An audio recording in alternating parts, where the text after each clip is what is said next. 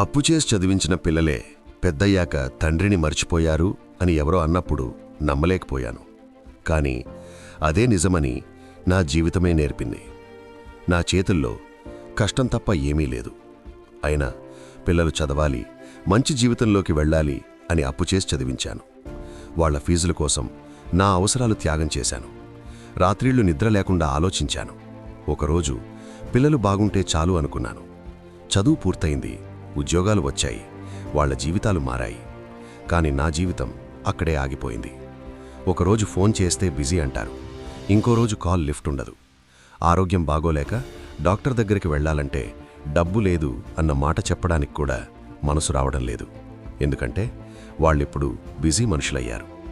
చిన్నప్పుడు నాన్నే ప్రపంచం అన్న పిల్లలు ఇప్పుడు నాన్నకు సమయం లేదు అన్నట్టు మారిపోయారు. అప్పుడే అర్థమైంది, పిల్లల భవిష్యత్తు కోసం తండ్రి అప్పు చేస్తాడు, కానీ అదే పిల్లలు పెద్దయ్యాక తండ్రి బాధను అప్పుగా కూడా తీసుకోరు. ఈ లోకం చాలా వింత. నిన్న నిన్ను వాడుకున్న వాళ్లే ఈరోజు నిన్ను మర్చిపోతారు. అయినా తండ్రి మనసు మారదు. వాళ్లు సుఖంగా ఉంటే చాలు అని నిశ్శబ్దంగా కన్నీళ్లు మింగుకుంటూ బ్రతికేస్తాడు.